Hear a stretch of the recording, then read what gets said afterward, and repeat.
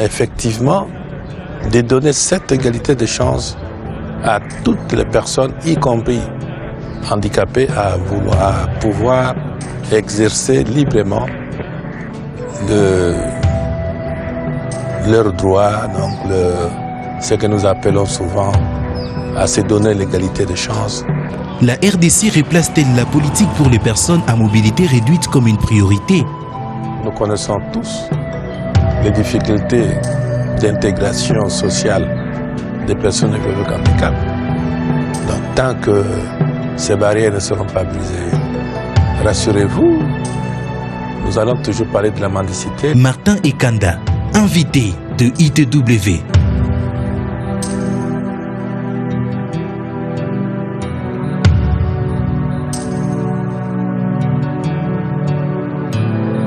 La prise en charge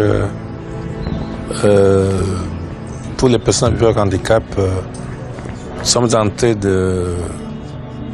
d'aménager d'abord le texte. Il faudra avoir une base juridique pour faire fonctionner les mécanismes de prise en charge. À ce jour, nous avons réussi à ce que la Constitution reconnaisse les droits dans son article 49.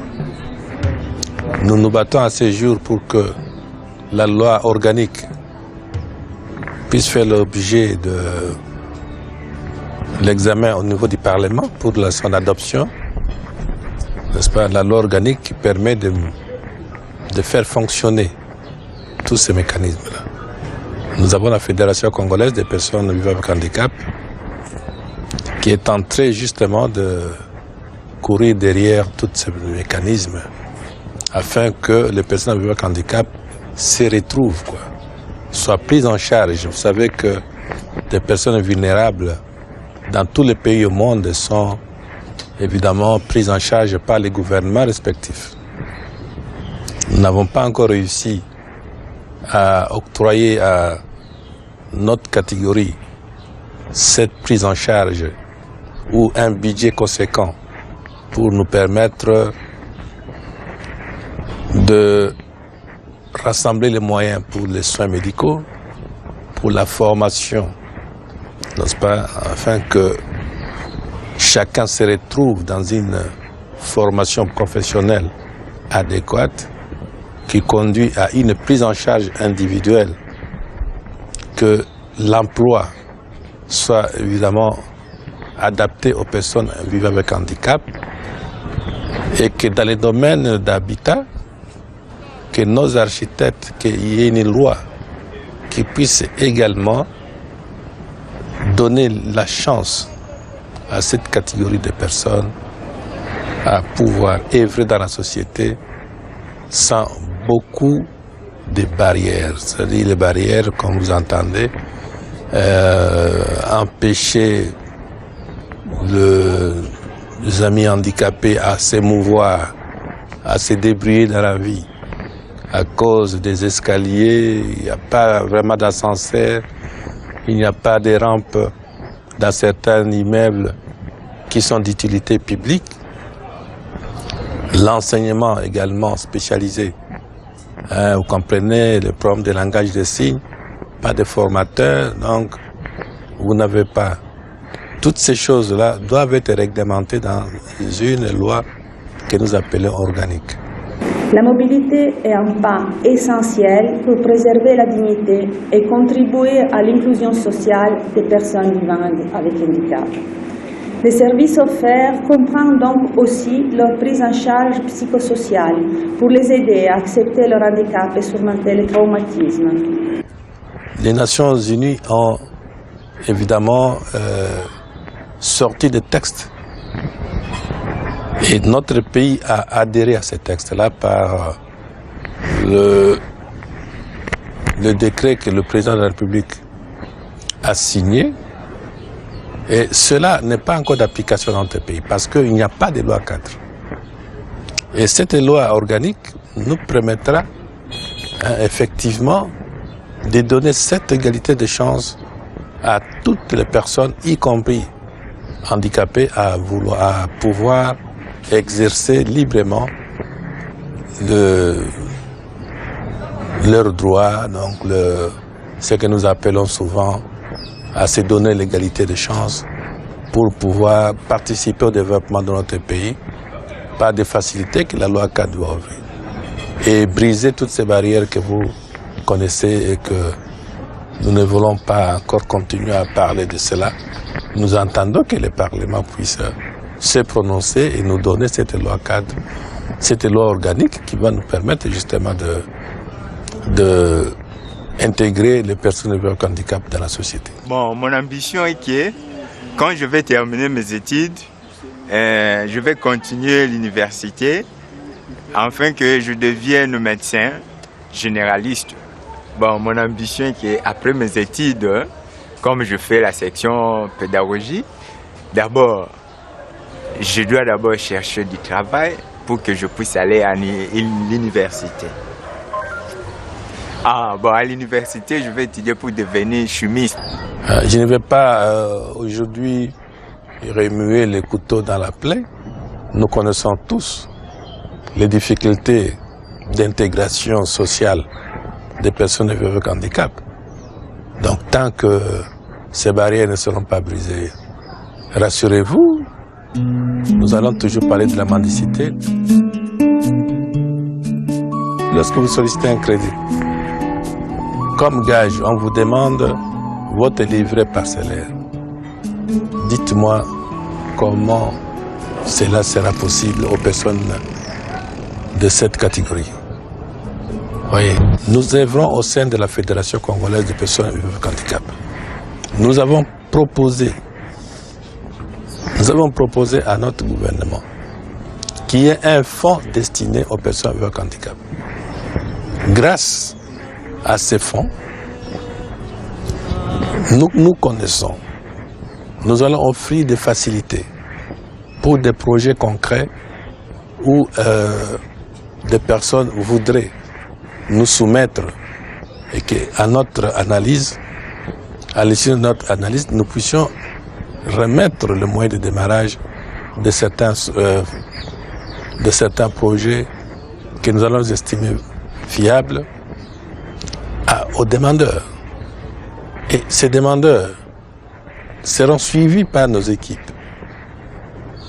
Nous allons leur apprendre comment utiliser et progresser après l'octroi de ces fonds. Mais on ne peut pas encore imaginer cela tant que ces fonds ne sont pas encore disponibles.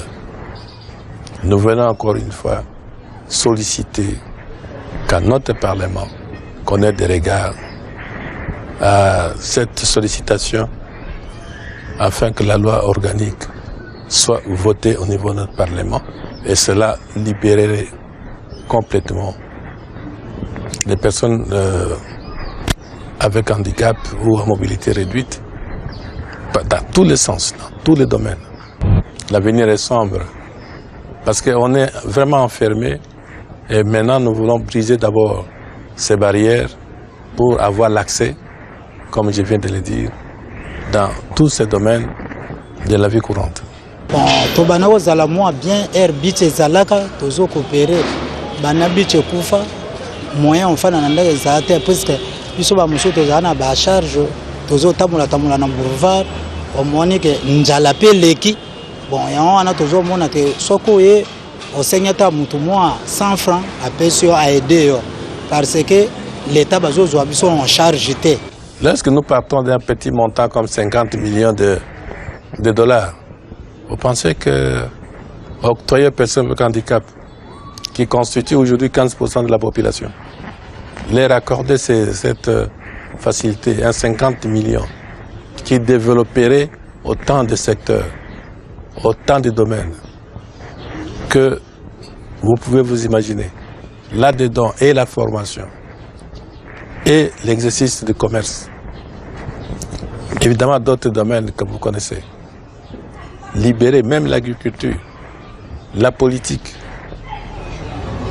à tous les niveaux, si nous voulons appliquer l'article 49. Qu'est-ce que cela coûte à la République? 50 millions pour débloquer 15% de la population.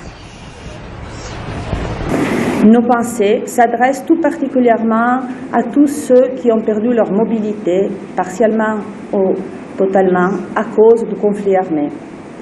Conscient que les personnes ayant un handicap font souvent partie des groupes les plus vulnérables, le CICR a lancé en 1979 son programme de réadaptation physique, qui a notamment pour objectif de permettre aux personnes vivant avec handicap touchées dans leur intégrité de retrouver leur mobilité et leur dignité. Quand nous nous opposons à la guerre qui fabrique autant de personnes avec handicap, lorsque nous pensons à des maladies comme la poliomyélite, les drépanocytaires, accidents de circulation, toutes ces personnes qui chaque semaine en comptent un nombre important de fractures et de naissances. Et toutes ces personnes qui chaque semaine remplissent le nombre de personnes vivant avec handicap. Lorsque vous n'avez pas de centre de rééducation pour les prendre en charge et les reconvertir, quelqu'un qui marchait subitement a perdu l'usage de ses jambes, de ses mains. On doit lui apprendre à se réintégrer. On peut l'activer avec les exercices et cette acquisition et pour lui permettre de récupérer plus vite. Nous travaillons comme les exercices physiques quoi. Pour les enfants qui ne savent pas s'asseoir, on commence d'abord par la position assise. Donc autant de choses que je ne sais pas comment les gens ne voient pas cela. Peut-être qu'on s'en aperçoit lorsqu'on devient subitement déficient physique. On commence à réfléchir, mais c'est maintenant. Il n'y a pas de manque de place. Et vous voyez un peu l'étendue de notre territoire. Il y a simplement une mauvaise organisation et que les autres qui croient que ça n'arrive qu'aux autres ne veulent pas regarder de l'autre côté. Et regardez un peu le nombre d'AVC. Ça conduit où? Je ne voudrais pas être prophète de malheur, mais j'encourage tout simplement à ce qu'on pense au lendemain. Notre association défend justement les intérêts des personnes vivant avec handicap. Mais nous ne voulons pas le faire en désordre. Nous voulons le faire. D'abord, nous avons commencé par préparer les textes. Nous voulons que tout soit bien structuré. Nous avons préparé les textes. Vous avez vu, nous avons tout fait. La Constitution reconnaît. Et la Constitution demande même aux familles de protéger. Lorsque nous invitons, par exemple, d'être équipés en écriture braille, les enregistreurs pour les personnes malvoyantes. Vous savez qu'il y a un droit à l'information. Et nous demandons même dans nos chaînes de télévision de mettre les interprètes en langue de signes. Les malentendants puissent accéder à l'information. Tout ça se demande une formation pour les gens qui sont habilités à bien traduire. Et nous connaissons comment on traduit très mal souvent. Nous avons estimé qu'en premier temps, si nous ouvrons un compte à 50 000 millions, en premier temps, moyennant un bon encadrement, nous pouvons réussir à faire un premier pas. Moi, je demande au gouvernement de construire des écoles spéciales pour les sourds. Parce qu'il y a 400 écoles pour les entendants, mais nous, pour les sourds, il n'y a même pas une dans notre pays. Bien, écoutez, les personnes avec handicap sont des citoyens congolais. Hein? N'est-ce pas? On ne nous conteste pas ce droit d'être citoyen. Mais ce que nous voulons, c'est que, à travers cela, le pays puisse également nous appartenir aussi, qu'on le partage avec les autres. Ce n'est pas que lorsqu'il y a des entreprises qui sont créées, on procède aux engagements, on ne prévoit même pas un pourcentage qui doit être rendu obligatoire. Pour dire, prenons par exemple 5%, lorsqu'une entreprise est créée, doit réserver aux personnes avec handicap. Donc nous avons comme ça la distribution venant du courrier postal, qu'on peut rester également à nos amis entre eux. Ils le feront aussi bien pour distribuer des courriers de porte à porte. Jusqu'à ce jour, on n'a pas encore réussi à équilibrer cela. Je me rappelle, il y a un ministre du portefeuille qui nous avait signé un document obligeant les entreprises à réserver un quota pour les personnes avec handicap et qui n'a jamais été d'application. Moi, ce n'est pas un avis que je dois donner. Non, nous sommes en train de dire que l'État a l'obligation de protéger ses citoyens. Et nous comptons sur cela. D'abord au Parlement pour sortir la loi 4, et puis l'exécutant, donc le gouvernement qui doit mettre en application ce que la loi 4 la loi organique va donner au pays. Il y a beaucoup de tabous à lever. Je ne veux pas blesser les sensibilités en disant par exemple que notre société africaine a un regard négatif vis-à-vis des personnes avec handicap. Et cela nous fait retarder lorsque les parents préfèrent envoyer leurs enfants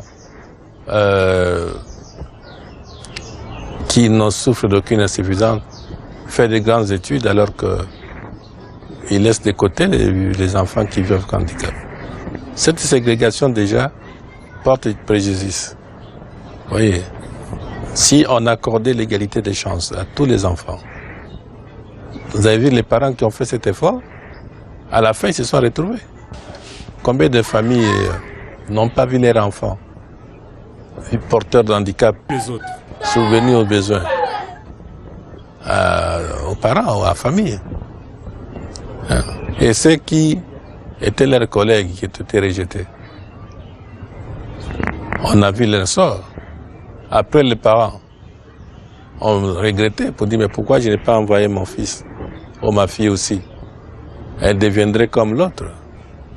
Oui, donc c'est des questions de tabou aussi en Afrique où on ne veut pas les enfants qui vivent avec handicap. Et le président de la République, lors de son discours à la fin de concertation nationale, vous avez vu qu'il a recommandé à ce qu'au niveau des cellules de base de famille, qu'on apporte déjà un regard sur les personnes vivant avec handicap. Et nous avons dit merci pour cela, pour cette conscientisation.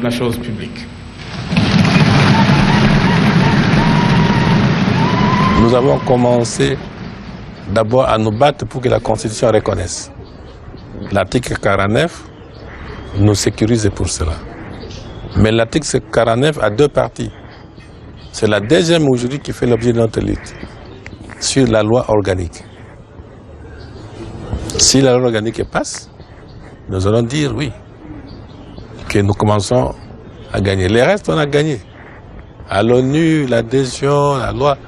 Donc tout ça, on a fait. Mais ça ne sera l'application que quand la loi organique va bien organiser la société. Donc nous nous organisons aujourd'hui à d'abord sensibiliser tel que nous le faisons maintenant la société, que la société comprenne qu'il faut qu'il y ait adoption au niveau des parlements de la loi organique qui a déjà été déposée. Et nous entendons la compréhension de nos députés, qu'ils puissent nous signer, qu'ils puissent voter. Je ne sais pas pourquoi ça traîne, mais nous croyons qu'après ces journées du 3 décembre, nous allons être entendus. La note d'espoir, ça commence d'abord, la presse doit être compréhensive. Lorsque la presse s'y met, l'opinion également suit. Et puis, il y a le dialogue. Pour nous, le dialogue n'a autre sens pour nous que de sensibiliser tout le monde, parce que nous allions au dialogue pour également aborder la question des personnes vivant avec handicap. Donc, sur le plan politique, il faut que les messages de personnes